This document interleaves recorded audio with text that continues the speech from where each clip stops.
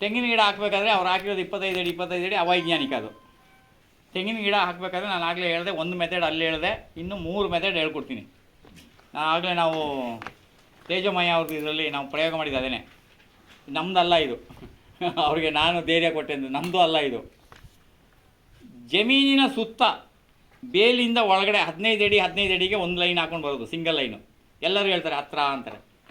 ಅವನು ಹಾಕಿರಲ್ಲ, ಅವ್ನು ತೆಂಗಿನ ಗಿಡನೇ ನಟ್ಟಿರಲ್ಲ. ನಿಮ್ಮ ಊರಲ್ಲಿ ಬೇಕಾದ್ರೆ ನೀವು ತೋಟ ಮಾಡಿ, ಅಡ್ವೈಸ್ ಕೊಡೋನು ಯಾರು ತಂತಿನೇ ಆಗಿರಲ್ಲ, ಗಿಡನೂ ನಟ್ಟಿರಲ್ಲ, ಅಡ್ವೈಸ್ ಕೊಡ್ತಾ ಇರ್ತಾನೆ ನಾನು. ಅವ್ರು ಕೆಲವ್ರು ಕೆಲಸನೇ ಆಗಿ ಅಡ್ವೈಸ್ ಕೊಡೋದೆ. ಅದರಲ್ಲೂ ಮೈಸೂರು ಬೆಂಗಳೂರಿಂದ ಹೋಗ್ಬಿಟ್ರು ಅಂದರೆ ಮುಗಿದೋಯ್ತು, ನಿಮಗೇನು ಕೊರತೆನೇ ಇರಲ್ಲ.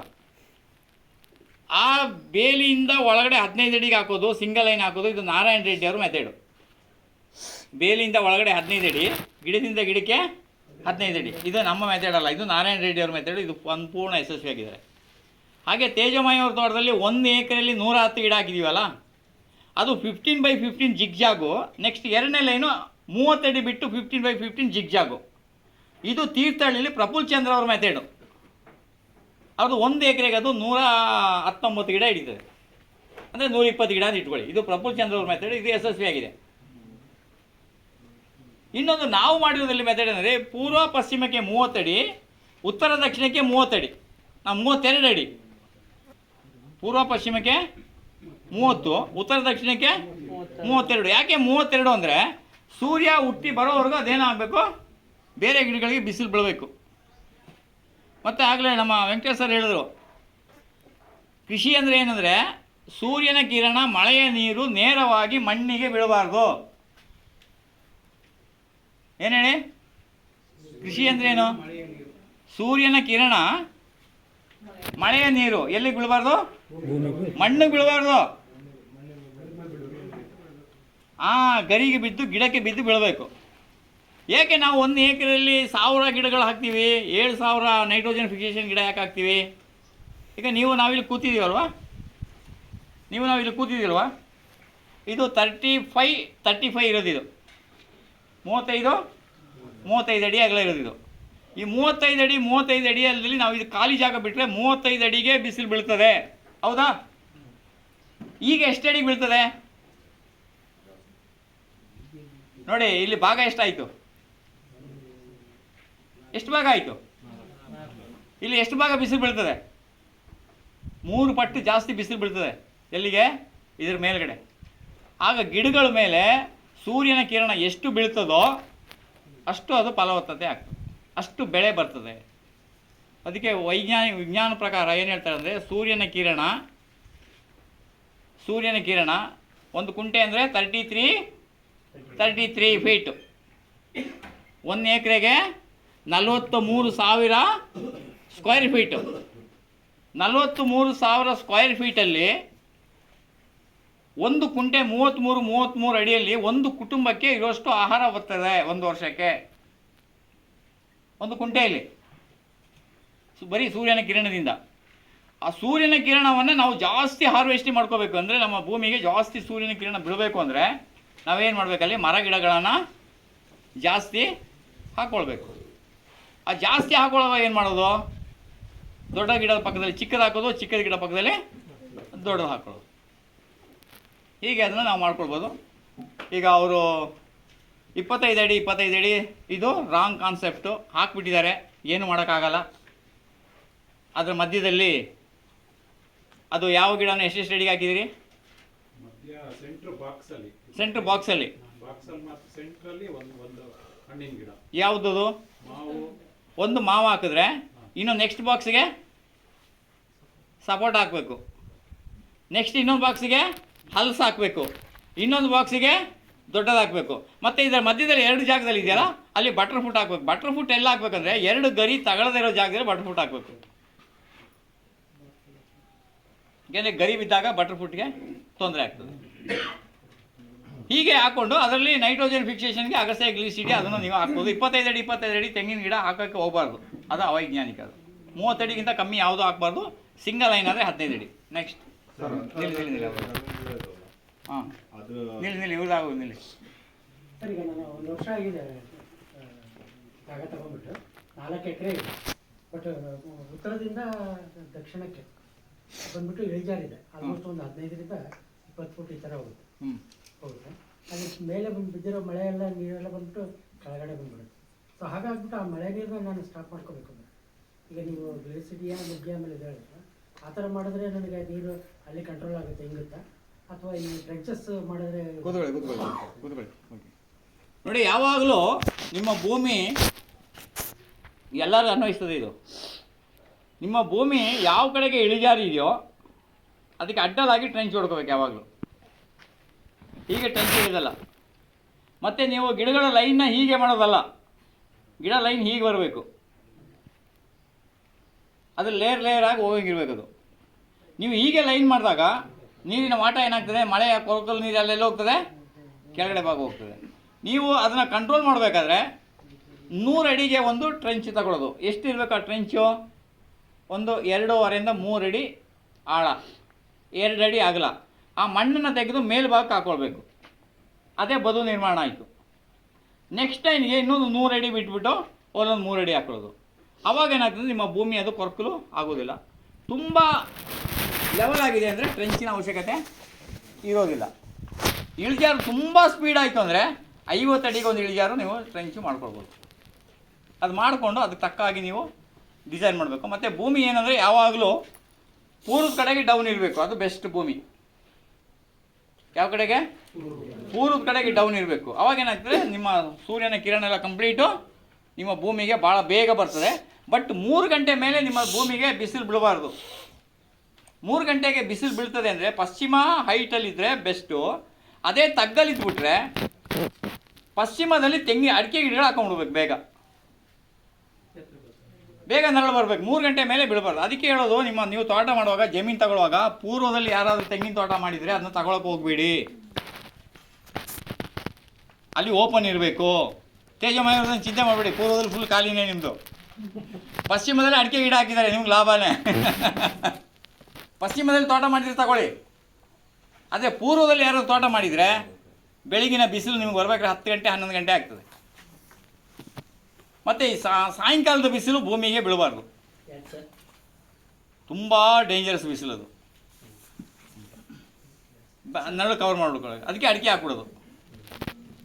ಸರ್ ಇದು 36 ನಂತರ 48 ಇದಕ್ಕೇನು ಡಿಫ್ರೆನ್ಸ್ ಏನು ಬರುತ್ತೆ ಸರ್? ಕೂತ್ಕೊಳ್ಳಿ. ಇಲ್ಲಿ ಮೆಜರ್ಮೆಂಟ್ ಎಲ್ಲ ತಗೊಳಕ್ಕೆ ಹೋಗ್ಬೇಡಿ. ಸುಭಾಷ್ ಪಾಳೇಕರ್ದು 36, ಇನ್ನು 48 ನಾರಾಯಣ ರೆಡ್ಡಿ ಅವ್ರದ್ದು 48 ಅದು ಫ್ರೂಟ್ ಮಾಡಲು. ನಮ್ಮ ಶಿವಕುಮಾರ ಸ್ವಾಮಿ ಅಂತ ಇದ್ದಾರಲ್ಲ, ಅವ್ರು ಮಾಡಿದ್ದಾರೆ 48 ಈಗ ನಾವು ಒಂದು ಮಾಡಿದ್ದೀವಿ ಏನಂದರೆ 60 ಮಾಡಿದ್ದೀವಿ. 60 ತುಂಬ ಬೆಸ್ಟ್ ಮೆಥಡ್ ಅದು. 48 ಭಾಳ ಉತ್ತಮವಾದ ಮೆಥಡ್ ಅದು. ಒಂದು ಬಾಕ್ಸ್ ಮಾಡಾದ್ಮೇಲೆ 16 ಅಡಿ ಬಿಟ್ಟು 18 ಅಡಿ ಬಿಟ್ಟು ನೆಕ್ಸ್ಟ್ ಬಾಕ್ಸ್ ಮಾಡ್ಕೊಳ್ಬೇಕು. ಬಾಕಿ ಉಳಿದ ಜಾಗದಲ್ಲೆಲ್ಲ ಬೇರೆ ಬೇರೆ ಹಣ್ಣಿನ ಗಿಡಗಳು ಬರ್ತವೆ. ಒಟ್ಟಿನಲ್ಲಿ ಒಂದು ಗಿಡದಿಂದ ಒಂದು ಗಿಡಕ್ಕೆ 6 ಅಡಿ ಇರಬೇಕು. ಮತ್ತು ಒಂದು ಜಾತಿಯಿಂದ ಇನ್ನೊಂದು ಜಾತಿ ಗಿಡಕ್ಕೆ 18 ಅಡಿ ಇರಬೇಕು. ಅದು ಮೇಂಟೈನ್ ಮಾಡಿ ಸಾಕು. ನೆಕ್ಸ್ಟ್ ಇನ್ಯಾರು ಕೇಳಿ? ಇದು ಇವಾಗ ನೀರಿನ ತೊಂದರೆ ಇರೋರಿಗೆ, ಈಗ ಒಂದೇ ಸತಿ 3-4 ಎಕರೆ ಜಮೀನಿದ್ರೆ ಒಂದೇ ಸತಿ ಎಲ್ಲರೂ ಡೆವಲಪ್ ಮಾಡೋಕ್ಕಾಗಿಲ್ಲ ಅಂತ ಹೇಳಿದ್ರೆ 1 ಎಕರೆ ಫೋಕಸ್ ಮಾಡಿ ಹಾಗೆ ಅದನ್ನ ಡೆವಲಪ್ ಮಾಡ್ಕೊಂಡು ಹೋಗ್ಬೋದಾ ಸರೌಂಡಿಂಗು? ಯಾಕಂದ್ರೆ ಇವಾಗ ಅದಕ್ಕೆ ಎಲ್ಲ ವ್ಯವಸ್ಥೆನೂ ಬೇಕಾಗತ್ತಲ್ವಾ, ಡ್ರಿಪ್ ಇರಿಗೇಷನ್ ಅದೆಲ್ಲ. ಸೊ ಒಂದೇ ಸತಿ ಬದಲಿಗೆ 1 ಸ್ಕ್ವೇರ್ ಅಂದ್ರೆ 1 ಬ್ಲಾಕ್, ಆಮೇಲೆ ಇನ್ನೊಂದು, ಆ ಥರ ಎಕ್ಸ್ಪ್ಯಾಂಡ್ ಮಾಡ್ಬೋದು. ಕೂತ್ಕೊಳ್ಳಿ. ಈಗ ನಿಮ್ಮದೇ ತಗೊಳ್ಳೋಣ. ಎಷ್ಟು ಎಕರೆ ಜಮೀನು? ನಮ್ದು 2.5 ಬರುತ್ತೆ. ಎಲ್ಲರೂ ಕೇಳಿಸ್ಕೊಳ್ಳಿ. ಇದು ಆಮೇಲೆ ನನ್ನ ಪ್ರಶ್ನೆ ಕೇಳೋದಲ್ಲ, ನಮ್ದು ನೀರು ಕಮ್ಮಿ ಇದೆ ಏನು ಮಾಡೋದು ಅಂತ. ಅವ್ರಿಗೆ ಪ್ರಶ್ನೆ ಉತ್ತರ ಹೇಳುವಾಗ ಇಲ್ಲಿ ಗೊಯ ಅಂತ ಇರ್ತೀರಿ. ಆಮೇಲೆ ಅವ್ರಿಗೆ ಏನಾದ್ರು ಕೇಳಿದಾಗ ನಮ್ಮದು ನೀರಿನ ಪ್ರಾಬ್ಲಮ್ ಅಂತೀರಿ. ಎಲ್ಲರಿಗೂ ಒಂದು ಪ್ರಶ್ನೆಯಲ್ಲಿ ಹಲವಾರು ಜನರಿಗೆ ಉತ್ತರ ಇದೆ. ಇಲ್ಲಿ ಹೇಳಿ, ಎಷ್ಟು ಎಕರೆ? 2.5 ಎಕರೆ ಭೂಮಿ ಇರೋದು. ನೀರು ಎಷ್ಟಿದೆ? ನೀರು ನಮಗೆ 2.5 ಇಂಚ್ ಸಿಕ್ಕಿದೆ. 2.5 ಇಂಚ್ ಇದೆ. ಎಷ್ಟು ಗಂಟೆ ಬರ್ತದೆ? ಒಂದು 4 hours ಶುರು ಬರುತ್ತೆ. ಹಾಂ, 10 ಎಕರೆ ತೋಟ ಮಾಡ್ಬೋದು ಅದರಲ್ಲಿ. ಇನ್ನು ನಾವು ಶುರು ಮಾಡಿಲ್ಲ, ಅವ್ರು ಹೇಳಿದಾರಲ್ಲ ಯಾರು, ನಾವು ಮಾಡಿದ್ಮೇಲೆ ಗೊತ್ತಾಗದು ನಮ್ಗೆ. ಅದಕ್ಕೆ ಹೇಳಿರೋದು, ಅದಕ್ಕೆ ನಾನು ಹೇಳೋದು, ನೀವು ಕೂತು ಮೋಟ್ರ್ ಆನ್ ಮಾಡಿ ನೋಡಿ. ಅದಕ್ಕೆ ನಮ್ಗೆ ಗೊತ್ತಿಲ್ಲ ಇನ್ನದು. ನೀವು ಒಂದು ಕೆಲಸ ಮಾಡಿ, 2.5 ಎಕರೆಗೆ ನೋಡಿ ಇಷ್ಟೇ ಇರೋದು ವಿಚಾರ. ನನಗೇನು ಅನಿಸ್ತದೆ ಅಂದರೆ, ಒಂದೊಂದು ಸಲ ಈ ಥರ ಕ್ಯಾಂಪ್ ಒಂದಿನ ಮಾಡ್ಬೋದು, 3-4 ದಿನ ಮಾಡ್ಬೇಕು ಅನಿಸ್ತದೆ. ಹೆಂಗೋ ಬಂದುಬಿಟ್ಟಿರ್ತೀರಿ, ನಿಮ್ಮನ್ನ ಹಿಡ್ಕೊಂಡು ಹೋಗ್ಬಿಟ್ಟು ಆ ತೋಟನೆಲ್ಲ ತೋರಿಸ್ಬೇಕು. ಒಂದಿನ ತೇಜಮಯ್ಯವ್ರ ತೋಟ ತೋರಿಸ್ಬೇಕು, ಇನ್ನು ನಮ್ಮ ಅವ್ರದ್ದೊಂದು ತೋಟ ತೋರಿಸ್ಬೇಕು. ಮತ್ತು ಇಲ್ಲೊಬ್ರು ಇದ್ದಾರೆ, ಎಲ್ಲಿ ನಮ್ಮ ಅಭಿನಂದನ್ ಅಂತ ಹೇಳಿ ಒಬ್ರು ಇದ್ದಾರೆ ಹುಲ್ಲಳ್ಳಿಲಿ. ಅವ್ರದ್ದು ತೋಟ ಎಷ್ಟು ಆಶ್ಚರ್ಯ ಅಂದರೆ 3.5 ಎಕರೆ. ಅವ್ರ ತೋಟ ಇರೋದು ಎಷ್ಟು? 3.5 ಎಕರೆ. ಭೂಮಿ ಮಾತ್ರ ಅದ್ಭುತವಾಗಿದೆ. ಒಳ್ಳೆ ಮ್ಯಾಪ್ ನಮ್ಮ ಹೇಳ್ದಂಗೆ ಪೂರ್ವದಲ್ಲಿ ಡೌನು, ಆಮೇಲೆ ಇದೆಲ್ಲ ಭಾಳ ಚೆನ್ನಾಗಿದೆ. ಅದು ನೀರು ಮಾತ್ರ ಅರ್ಧ ಇಂಚು. ತೋಟ ಮಾಡೇ ಕೊಡ್ತೀನಿ ಅಂತ ತೀರ್ಮಾನನೂ ಮಾಡಿದ್ದೀನಿ. ಅಲ್ಲಿ ಹೋಗಿ ನೋಡಿದಾಗ ಅರ್ಧ ಇಂಚು ನೀರು ಮೇಲೆ ಬರಲ್ಲ, ಆದರೆ ಅರ್ಧ ಇಂಚು ಕಂಟಿನ್ಯೂ ಬರ್ತದೆ. ಅದಕ್ಕೆ ಏನು ಮಾಡೋದು, ಇವಾಗ ಯಾರೋ ತೋಟ ಮಾಡಿಕೊಡು ಅಂದಾಗ ಮಾಡಿಕೊಡ್ಬೇಕಾಗಿರೋದು ನಮ್ಮ ಧರ್ಮ ಬೇರೆ, ಹತ್ತಿರ ಬೇರೆ, ಬಿಡೋಕ್ಕಾಗಲ್ಲ. ಮತ್ತು ಅವರು ಎಲ್ಲದಕ್ಕೂ ರೆಡಿಯಾಗಿದ್ದರು, ಅದು ಏನೇ ಆಗಲಿ ನನಗೊಂದು ಒಳ್ಳೆ ತೋಟ ಮಾಡಿಕೊಡ್ಬೇಕು ಅಂತ. ನೋಡಿ ಅಲ್ಲಿ ಏನು ಮಾಡ್ದು ಅಂದರೆ, ಒಂದು 5 ಲಕ್ಷ ನೀರು ಹಿಡಿಯೋಷ್ಟು ಒಂದು ಹೊಂಡ ಮಾಡಿಸ್ದು. ಇದೆಷ್ಟು ಮೆಥಡ್ ಇದು, ಕೋಲಾರದವ್ರಿಗೆ, ಮಂಡ್ಯದವ್ರಿಗೆ ಎಲ್ಲರಿಗೂ ಇದು ಅನುಕೂಲ ಬರ್ತದೆ. ಅರ್ಧ ಇಂಚು ನೀರು ಹೋಗಿ ಕರೆಂಟ್ ಇದ್ದಾಗೆಲ್ಲ ಅಲ್ಲಿ ಹೋಗಿ ಬೀಳ್ತಾ ಇರಬೇಕು. ಎಲ್ಲಿಗೆ? ಹೊಂಡಕ್ಕೆ ಬೀಳ್ತಾ ಇರಬೇಕು. 3 ಎಕರೆ ಫುಲ್ಲು ತೋಟ ಮಾಡ್ದು, 6 ಗೇಟ್ ವಾಲ್ ಮಾಡಿದ್ಲು. 3 ಎಕರೆಗೆ 6 ಗೇಟ್ ವಾಲ್ ಮಾಡಿದ್ಲು. ಗೇಟ್ ವಾಲ್ ಮಾಡಿ ನಮಗೇನಾಯ್ತು ಅಂದರೆ, ಒಂದು ಸಮಯ ಇದು ಕೈ ಕೊಟ್ಟರು ಈ ಅರ್ಧ ಇಂಚು ಬರ್ತಲ್ಲ, ಅದಕ್ಕೆ ಕನೆಕ್ಟ್ ಮಾಡಿದ್ರೆ ನಾವು ಒಂದೊಂದು ಅರ್ಧ ಎಕರೆ ಹಾಯಿಸ್ಕೊಂಡು ಹೋಗ್ಬೋದು. ಆವಾಗ ಒಂದೊಂದು ದಿನಕ್ಕೆ ಒಂದೊಂದು ಹಾಯಿದ್ರೆ 6 ದಿನಕ್ಕೆ ಒಂದು ನೀರು ಕೊಡ್ಬೋದು ಅಂತ ನಾವು ತೀರ್ಮಾನ ಮಾಡ್ಕೊಂಡು ಶುರು ಮಾಡಿದ್ದು, ಗೇಟ್ ವಾಲ್ ಹಾಕಿದ್ದು. ಅವ್ರು ಯಾವಾಗ ಆ ನೀರೆಲ್ಲ ತುಂಬಿಸಿ ಅಲ್ಲಿಗೆ 5 ಲಕ್ಷ ನೀರು ಹಿಡಿತಲ್ವ, 5 ಲಕ್ಷ ಟ್ಯಾಂಕ್ ಹಿಡಿತಲ್ವ, ಈಗ ಮೋಟ್ರ್ ಅದಕ್ಕೇನು ಮಾಡ್ದೋ, ಅದಕ್ಕೆ ಒಂದು 5 HP ಮೋಟ್ರ್ ಹಾಕ್ಕೊಂಡು, ಯಾವುದಕ್ಕೆ? ಹೊಂಡಕ್ಕೆ. 30 ನಿಮಿಷದಲ್ಲಿ 3 ಎಕರೆ ಫುಲ್ಲು ವೆಟ್ ಆಗ್ತದೆ. ಹಾಂ ಕೊಡಿ ಬಾಳೆಹಣ್ಣು. 5 HP ಮೋಟ್ರ್ ಆನ್ ಆದರೆ 6 ಗೇಟ್ ವಾಲು ಆನ್ ಮಾಡ್ತೀವಿ. 30 ನಿಮಿಷದಲ್ಲಿ 3 ಎಕರೆ ಫುಲ್ಲು ನೀರು ಆಗ್ತದೆ. ಅದು ಎಷ್ಟೊತ್ತು? 20 ನಿಮಿಷ. 20 ನಿಮಿಷದಲ್ಲಿ ಒಂದೂವರೆ ಲಕ್ಷ ನೀರು ಖಾಲಿ ಆಗ್ತದೆ. ಪುನಃ ಏನು ಮಾಡ್ತದೆ, ಈಗ ತುಂಬ್ತಾ ಇರ್ತದೆ ಪುನಃ. ಹಾಗೆ ಮಾಡ್ಬೋದು. ನಿಮಗೇನಂದರೆ 2 ಇಂಚ್ ನೀರಿದ್ರೆ ಸಾಕು, ಅದೇ 2 ಗಂಟೆ ಬರಬೇಕು. 2 ಇಂಚ್ ನೀರು 2 ಗಂಟೆ ಬಂದರೆ ನಾವು ಅದರಲ್ಲಿ 8 ಎಕರೆ ತೋಟ ಮಾಡ್ಬೋದು. ಒಂದೊಂದು ಬ್ಲಾಕಲ್ಲಿ ನೀವು ಡ್ರಿಪ್ ಮಾಡ್ಕೊಂಬಿಟ್ರೆ 20-30 ನಿಮಿಷ ನೀರು ಕೊಟ್ಟರೆ ಸಾಕು. ಆದರೆ ಡ್ರಿಪ್ಪೇ ಮಾಡಬೇಕು, ಜೆಟ್ ಹಾಕೋಕ್ಕಾಗಲ್ಲ, ಅದರಲ್ಲಿ ಮಾಡ್ಕೊಳ್ಬೋದು. ಮತ್ತು ಇನ್ನೊಂದು ಇರ್ತದೆ ಕೆಲವ್ರ ಹತ್ರ, ನಮ್ಮ ಹತ್ರ ಬಡ್ಜೆಟ್ ಇಲ್ಲ, ಮೊದಲು ಒಂದಿಷ್ಟು ಮಾಡ್ಕೋತೀವಿ, ಆಮೇಲೆ ಅರ್ಧ ಮಾಡ್ಕೋತೀವಿ, ಬೇಲಿದು ಮಾಡ್ಕೋತೀವಿ. ಇದೆಲ್ಲ ಕೈ ಹಾಕೋಕೆ ಹೋಗಬೇಡಿ. ಅದು ಹೆಂಗೆ ನಿಮ್ಗೆ ತೊಂದರೆ ಆಗ್ತದೆ ಅಂದರೆ, ತೆಂಗಿನ ಗಿಡ ಹಾಕ್ತೀರಿ, ತೆಂಗಿನ ಗಿಡ ಇಷ್ಟ ಹತ್ರ ಬಂತು ಅಲ್ವಾ, ಬಂದ ಮೇಲೆ 3 ವರ್ಷ ಕಳೆದು ಪಕ್ಕದಲ್ಲಿ ತೆಂಗಿನ ಗಿಡ ಹಾಕಿದ್ರೆ ಬರಲ್ಲ ಅದು. ಇದಕ್ಕಿಂತ ಇನ್ನೂ 60 ಅಡಿ ದೂರದಲ್ಲಿ ಹಾಕಬೇಕು. ಅದಕ್ಕೆ ನಾವು ತೋಟ ಮಾಡೋದಾದರೆ ಏಕಕಾಲದಲ್ಲಿ ಮಾಡಬೇಕು. ಒಂದೇ ಸಲ ಇಡೀ 6 ಎಕರೆ ಇರಲಿ, 2 ಎಕರೆ ಇರಲಿ, 1 ಎಕರೆ ಇರಲಿ, ಒಂದೇ ಸಲ ಮಾಡಬೇಕು. ಅದು ಡ್ರೈ ಬಾಳೆಹಣ್ಣು ಟೇಸ್ಟ್ ನೋಡಿದ್ರಲ್ಲ, ಒಂದೇ ಸಲ ಮಾಡ್ಬೇಕಂತ ಹೇಳ್ತೀರಿ, ದುಡ್ಡು ಬೇಕಲ್ಲ ಅದಕ್ಕೆ ತಕ್ಕಂತೆ. ಹಾಗಲ್ಲ, ಅದೇನಾಗ್ತಂದರೆ ನೋಡಿ, ನಾವು ಇಲ್ಲಿ ಒಂದು 3-4 ವರ್ಷದಿಂದ ಹುಡುಗನೆಲ್ಲ ತಗೊಂಡು ಕೆಲಸ ಶುರು ಮಾಡಿದಾಗ 150 ರೂಪಾಯಿ ಸಂಬಳ ಇತ್ತು. ಎಷ್ಟಿತ್ತು? 150 ರೂಪಾಯಿ ಸಂಬಳ ಇತ್ತು. ಇವತ್ತು ಅದೇ ಸಂಬಳ 600 ಚಿಲ್ಲರೆಗೆ ಬಂದಿದೆ. ಆಗಲೇ ಯಾರೋ ಹೇಳ್ತಾಯಿದ್ರು, ಇವರಿಗೆ 12,000 ರೂಪಾಯಿ ತಿಂಗ್ಳಿಗೆ ಕೊಡ್ತೀರಾ ಅಂತ. 12,000 ರೂಪಾಯಿಗೆ ಅವ್ರಿಗೆ ತಿಂಗಳು ಕೊಡೋದು ಇರಲಿ. ಅವರೆಲ್ಲ ಒಡಿಶಾದಿಂದ ಬಂದಿರೋರು. ಅವರೆಲ್ಲ ಬಂದಿರೋದು ಎಲ್ಲಿಂದ? ಒಡಿಶಾದಿಂದ. ಇದನ್ನ ಹೇಳಬೇಕು ಅಂತ ಹೇಳ್ತಾ ಇಲ್ಲ, ನಿಮ್ಮ ಗಮನಕ್ಕೆ ಬರಲಿ ಅಂತ ಹೇಳ್ತಾ ಇರೋದಷ್ಟೇ. ನನ್ನ ಮಮ್ಮಿ ಮೈಸೂರು ಸ್ಯಾಂಡ್ ಸೋಪ್ ನೋಡಿದ್ದು ನಾನು ಹುಟ್ಟಿದ ಮೇಲೆ. ನಮ್ಮ ಡ್ಯಾಡಿ ಮೈಸೂರು ಮಹಾರಾಜರ ಹತ್ರ ಇದ್ದರು. ಅಲ್ಲಿ ಮೈಸೂರು ಮಿಲಿಟ್ರಿಯಿಂದ ರಿಟೈರ್ಡ್ ಆಗಿ ಬಂದು ಮೈಸೂರು ಪ್ಯಾಲೇಸಲ್ಲಿ ಕೆಲಸಕ್ಕೆ ಸೇರ್ಕೊಂಡಿದ್ರು. ನನಗಿಂತ ಮುಂಚೆ 2 ಹೆಣ್ಮಕ್ಳು, ಅವ್ರಿಗೆ ಲೈಫ್ ಬಾಯ್ನೇ. ನಾನು ಹುಟ್ಟಿದ್ದೀನಿ ಅಂದಮೇಲೆ ಮೈಸೂರು ಸ್ಯಾಂಡ್ಲು. ನನ್ನ ಮಮ್ಮಿ ನೋಡಿದ್ದು ಫಸ್ಟು ಮೈಸೂರು ಸ್ಯಾಂಡ್ಲೆ. ಆಮೇಲೆ ಅದೆಲ್ಲ ಬಿಟ್ಟು ನಾವೆಲ್ಲ ಲೈಫ್ ಬಾಯ್ಗೆ ಬಂದು ಅಂತ ಹೇಳೋಣ. ಆಮೇಲೆ ಅವರು ಸ್ನಾನ ಮಾಡುವಾಗ ಒಂದು ಲೇಬಲ್ ಕೊಟ್ಟರು ನನಗೆ, ಈ ಸೋಪ್ ತಂದುಕೊಡಿ ಅಂತ. ಇದ್ಯಾವ ಸೋಪಪ್ಪ, ಎಲ್ಲೋ ಅವ್ರಿಗೂ ಊರ ಕಡೆ ಏನೋ ಇರಬೇಕು, ನಮ್ಮ ಥರ ಲೈಫ್ ಬಾಯ್ ಸೋಪು ಯಾವುದೋ ಇರ್ಬೋದು ಅಂತ ನೋಡಿದ್ರೆ ಅದರಲ್ಲೇನೋ ಲೇಬಲಲ್ಲಿ ಹೆಸರು ಬರ್ತಿತ್ತು. ಅಂಗಡಿಲಿ ಹೋಗಿ ವಿಚಾರಿಸಿದ್ರೆ ಅದು ಮೈಸೂರು ಸ್ಯಾಂಡ್ಲು ಗೋಲ್ಡ್ ಅಂತೆ. ಅದು ರೇಟು ಬರೀ 90 ರೂಪಾಯಿ. ಅವ್ರು ಹೇಳಿದ್ರೆ ಯಾರು, ಅವ್ರಿಗೆ 12,000 ರೂಪಾಯಿ ಸಂಬಳ ಮಾತ್ರ ಅಲ್ಲ, 2 ಮೈಸೂರು ಸ್ಯಾಂಡ್ ಸೋಪು ಕೊಡಬೇಕು, 3 ಊಟನೂ ಕೊಡಬೇಕು, ಆಯಿತಾ? ಪ್ರತಿ ಹಬ್ಬಕ್ಕೆ ಬಟ್ಟೆ ಕೊಡಬೇಕು. ಆಮೇಲೆ ಅವ್ರಿಗೆ ನಾವು ಅವ್ರದ್ದೇನಿಲ್ಲ, 12,000 ಕೊಟ್ಟರೆ 12,000ನೂ ಗೂಗಲ್ ಪೇ ಮಾಡಿ ಕ್ಲೀನಾಗಿ 1 ಪೈಸಾನು ಖರ್ಚಿಲ್ಲದೆ ಅವ್ರು ಮನೆಗೆ ತಲುಪಿಸ್ತಾರೆ. ಬಾಕಿ ಇರೋ ಖರ್ಚು ಅವ್ರಿಗೆ 12,000 ಬರ್ತದೆ. ಆದರೆ ಒಂದು ಖುಷಿ ಏನಂದರೆ, ನನ್ನ ಪುಣ್ಯಕ್ಕೆ ಬೆಳಿಗ್ಗೆ 6 ಗಂಟೆಗೆ ಕೆಲಸ ಶುರು ಮಾಡಿದ್ರೆ ರಾತ್ರಿ 8 ಗಂಟೆಗೆ ನಿಲ್ಲಿಸಿಯಪ್ಪ ಅನ್ಬೇಕು. ಆದರೆ ನಮ್ಮವ್ರು ಇದ್ದಾರಲ್ಲ, ಬರುವಾಗಲೇ ಹೇಳ್ತಾರೆ ಇವತ್ತು ಸ್ವಲ್ಪ ಬೇಗ ಹೋಗಬೇಕು ಅಂತ. ಬರುವಾಗಲೇ ಹೇಳ್ತಾರೆ ಇವತ್ತು ಸ್ವಲ್ಪ ನನಗೆ ಬೇಗ ಬಿಟ್ಬಿಡಿ ಅಂತ. ಆಯ್ತಪ್ಪ ಅಂತೀವಿ. ಆಮೇಲೆ ಸಾಯಂಕಾಲ ಹೋಗುವಾಗ ಹೇಳ್ತಾನೆ ನಾನು ಸ್ವಲ್ಪ ಲೇಟಾಗಿ ಬರ್ತೀನಿ ಅಂತ.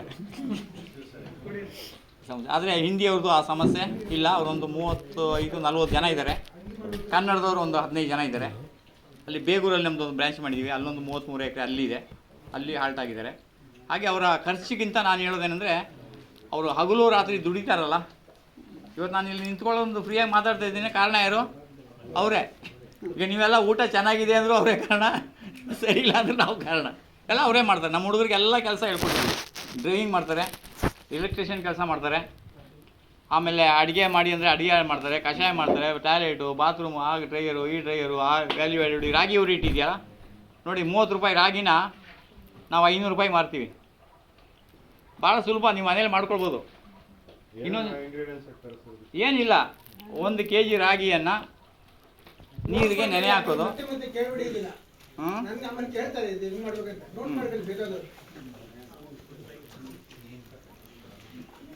1 kg ರಾಗಿಯನ್ನು ನೀರಿಗೆ ನೆನೆ ಹಾಕಿ ಮೊಳಕೆ ಬರೆಸೋದು.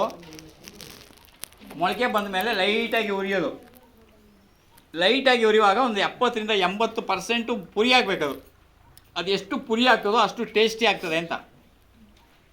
ಅದನ್ನು ರಾಗಿ ಕಲ್ಲಲ್ಲಿ ಬೀಸಬೇಕು. ಯಾವುದರಲ್ಲಿ? ರಾಗಿ ಕಲ್ಲಲ್ಲಿ ಬೀಸಬೇಕು. ಬೀಸಿ ಆದಮೇಲೆ 1 kgಗೆ 900 ಗ್ರಾಮು ಬೆಲ್ಲದ ಪೌಡರ್, 400 ಗ್ರಾಮು ಕೊಬ್ಬರಿ ತುರಿ, 50 ಗ್ರಾಮು ಕಾರ್ಡಮಮ್ ಅಂದರೆ ಏಲಕ್ಕಿ, ಇಷ್ಟನ್ನು ಮಿಕ್ಸ್ ಮಾಡಿ ಇಟ್ಕೊಂಡ್ರೆ ಇದು 6 ತಿಂಗಳು ಕೆಡೋದಿಲ್ಲ.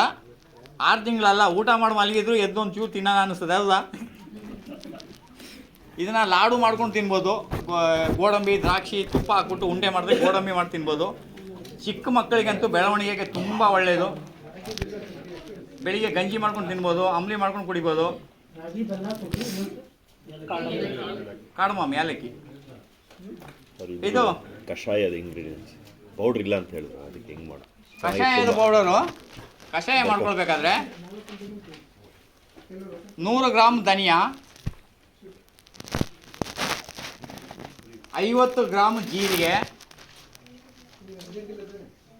25 ಗ್ರಾಮ್ ಪೆಪ್ಪರ್. 100 ಗ್ರಾಮ್ ಧನಿಯಾ, 50 ಗ್ರಾಮ್ ಜೀರಿಗೆ, 25 gram pepper, 10 gram turmeric powder. Turmeric ಅಂದರೆ ಅರಿಶಿಣ. ಈ ಅರಿಶಿಣ ಪೌಡರ್ನ ಯಾವಾಗ ಮಿಕ್ಸ್ ಮಾಡೋದು ಅಂದರೆ, ನೀವು ಮಾಡಿದ ಕಷಾಯದ ಪುಡಿಯನ್ನು ನಾನು 1 ತಿಂಗಳು ಒಳಗಡೆ ಮುಗಿಸ್ಬಿಡ್ತೀನಿ ಅಂದರೆ ಉರಿಯೋದು ಬೇಡ. ಮಿಕ್ಸಿಲೋ ಕಲ್ಲಲ್ಲೋ ಪುಡಿ ಮಾಡ್ಕೊಳ್ಳಿ. ಇಲ್ಲ ನಾನು ಇದನ್ನು 1 ತಿಂಗಳ ಮೇಲೆ ಇಟ್ಕೊಳ್ತೀನಿ, 6 ತಿಂಗಳವರೆಗೂ ಇಟ್ಕೊಳ್ತೀನಿ ಅಂದರೆ ಲೈಟಾಗಿ ಉರಿಯಿರಿ. ಆ ಉರಿಯುವಾಗ ಏನಂದರೆ ಸ್ವಲ್ಪ ಹೊಗೆ ಬರಬೇಕಷ್ಟೇ, ಬೆಚ್ಚಗೆ ಆಗಬೇಕಷ್ಟೇ. ಅದ್ರದ್ದು ಮಾಯ್ಶ್ಚರ್ ಹೋಗಬೇಕು. ಅದಷ್ಟನ್ನು ಹುರಿದ್ಬಿಟ್ಟು ಮಿಕ್ಸಿಲಾದರೆ ಮಿಕ್ಸಿಲಿ ಮಾಡ್ಕೊಳ್ಳಿ, ಇಲ್ಲ ಕಲ್ಲಲ್ಲಾದರೆ ಕಲ್ಲಲ್ಲಿ ಪುಡಿ ಮಾಡಿ ಇಟ್ಕೊಂಡು, ಇದರ ಜೊತೆಗೆ ತಮಗೇನಾದರೂ ಅನುಕೂಲ ಇದೆ ಅಂದರೆ, ತಾವು ಸಾಹುಕಾರಗಳಾಗಿದ್ದೀರ ಅಂದರೆ, ನೀವು ಶ್ರೀಮಂತರು ಅಂದರೆ, ಒಂದು 10 ಹೊಂಗೆ ಎಲೆ, ಒಂದು 10 ಅರಳಿ ಎಲೆ, ಒಂದು 10 ಹತ್ತಿ ಎಲೆ, ಒಂದು 10 ಬೇವಿನ ಎಲೆ, ಒಂದು 10 ನಮ್ಮ ಬಿಲ್ಪತ್ರೆ ಎಲೆ, ಒಂದು 10 ನಿಮ್ಮ ಇದ್ರದ್ದು ಯಾವುದು ಪಾರಿಜಾತದ ಎಲೆ, ಒಂದು 10 ವಿಳ್ಳೆದೆಲೆ. ಇವನ್ನೆಲ್ಲ ಲೈಟಾಗಿ ಒಣಗಿಸ್ಬಿಟ್ಟು ಪುಡಿ ಮಾಡಿ ಮಿಕ್ಸ್ ಮಾಡಿ ಸೇರಿಸ್ಕೊಂಡು ಸ್ವಲ್ಪ ಶುಂಠಿ ಹಾಕೊಂಡ್ಬಿಟ್ರೆ ಅದ್ಭುತವಾದ ಕಷಾಯ. ಮತ್ತು ಆರೋಗ್ಯ ಪುಸ್ತಕದಲ್ಲಿ ಹೇಳಿದೆ ಇದ್ರ ಬಗ್ಗೆ. ಎಕ್ಸ್ಪರ್ಟ್ ಇವ್ರು ಹೇಳ್ತಾ ಇರೋದು ಅದು ಇದೆ. ಯಾರ್ಯಾರು ಬರ್ಬೇಕಾ? ಈ ಕಷಾಯ ನೀವು ಮಾಡಿ ಇಟ್ಕೊಂಡ್ರೆ ಕಾಫಿ ಟೀ ಕುಡಿಯೋದು ತುಂಬ ಅಪಾಯಕಾರಿ. ಟೀ ಅಂತೂ ಇವತ್ತು ಒರಿಜಿನಲ್ ಟೀ ಎಲ್ಲೂ ಮಾರ್ಕೆಟಿಗೆ ಬರ್ತಾ ಇಲ್ಲ. ಕಾಫಿಯಲ್ಲೂ ಅಷ್ಟೇ ಒರಿಜಿನಲ್ ಕಾಫಿ ಬರ್ತಾ ಇಲ್ಲ. ಅದಕ್ಕೆ 2 ಕಾಫಿ ಗಿಡ ಹಾಕೊಳ್ಳಿ ನಿಮ್ಗೊಂದು. ನಮಗೆ 1 ಕಾಫಿ ಗಿಡ ಇಡೀ ನಮ್ಮ ಮನೆಗೆಲ್ಲ ಸಾಕಾಗ್ತದೆ, ಅಷ್ಟು ಪೌಡರ್ ಸಿಗ್ತದೆ. ಅಂದರೆ ನಾವು ಅದನ್ನು ಬಳಸಲ್ಲ, ಈ ಕಷಾಯನೇ ಬಳಸ್ತೀವಿ. Next doubt? ಹಾಂ, ನಮ್ಮದು ಕಲಬುರಗಿ. ಹಾಂ, ತುಂಬ ಬಿಸಿಲು. ನಾವು ಕಮರ್ಷಿಯಲ್ ನುಗ್ಗೆ ಮಾಡ್ಬೇಕಂತ ಇದ್ದೀನಿ 5 ಎಕರೆ. ಅದಕ್ಕೆ ಹೆಂಗೆ ಮಾಡಿದ್ರೆ? ಎಸ್, 5 ಎಕರೆ ಮಾಡೋ ಮೊದಲು ಫಸ್ಟು 1 ಎಕರೆ ಮಾಡಿ. ಕೊಪ್ಪಳದಲ್ಲಿ ಇನ್ಫೋಸಿಸಲ್ಲಿ ಕೆಲಸ ಮಾಡ್ತಿದ್ರು ಒಬ್ರು ಪಾಟೀಲ್ ಅಂದ್ಬಿಟ್ಟು. ಹಿರೇಮಠ ಹಾಂ, ಹಿರೇಮಠ ಹಿರೇಮಠ ಪಾಟೀಲ್ ಏನೋ ಒಂದು ಬರ್ತದೆ. ಬಸ್ಸಲ್ಲಿ ಹಿರೇಮಠ. ಬಸೈ ಹಿರೇಮಠ 1800 ಎಕರೆ ನುಗ್ಗೆ. ಎಷ್ಟು? 1800 ಎಕರೆ ನುಗ್ಗೆ ಹಾಕ್ಸಿ ಅವ್ರದ್ದು ಮೊರಾಂಗ ಅಂದ್ಬಿಟ್ಟು ನೀವು ಯೂಟ್ಯೂಬಲ್ಲಿ ಹೊಡೆದ್ಬಿಟ್ರೆ ಅವ್ರದ್ದೆಲ್ಲ ಸ್ಟೋರಿ ಬರ್ತದೆ. 100 ಗ್ರಾಮ್ ನುಗ್ಗೆ ಪೌಡರು 600 ರೂಪಾಯಿ ಕೆ ಜಿಗೆ, 6000 ರೂಪಾಯಿ ಇತ್ತು. ನುಗ್ಗಿಲಿ ಏನಾಯ್ತು ಅಂತೀರಿ ನೀವು? 1 ಎಕರೆ ಫಸ್ಟ್ ಹಾಕೊಳ್ಳಿ, ಮಾರ್ಕೆಟಿಂಗ್ ಫಸ್ಟ್ ಇಟ್ಕೊಳ್ಳಿ. ಹಾಕುವಾಗ ಸಾಧ್ಯವಾದಷ್ಟು ಹಾಕುವಾಗ ಬೀಜಗಳನ್ನು ಬೀಜೋಪಚಾರ ಮಾಡೋದು. ಎಲ್ಲ ಬೀಜಗಳನ್ನ ನೀವು ಹಾಕೋದಾದರೆ ಅದಕ್ಕೊಂದು ಬೀಜೋಪಚಾರ ಅಂತ ಒಂದು ನಿಯಮ ಇದೆ. ಅದೇನು ಮಾಡಬೇಕಂದ್ರೆ ಬೀಜವನ್ನು ತಗೊಂಡು ಅದಕ್ಕೆ ಗೋಕುಪಾಮೃತ ಅಥವಾ ಜೀವಾಮೃತವನ್ನು ಚಿಮ್ಮಿಸಿ ನೆಲದಲ್ಲಿ ಒಣಗಿಸಿ 2 ದಿನ ಆ ರೀತಿ ಮಾಡಿದ್ಮೇಲೆ 3ನೇ ದಿನ ಒಂದು 15 ನಿಮಿಷ ಬಿಸಿಲಲ್ಲಿ ಹಾಕ್ಬಿಟ್ಟು ಪ್ಯಾಕೆಟಲ್ಲಿ ಕಟ್ಟಿ ಇಟ್ಕೊಳ್ಬೇಕು. ಮಡಿಕೆ ಒಳಗೆ ಇಟ್ಟರೆ ಭಾರಿ ಒಳ್ಳೆಯದು.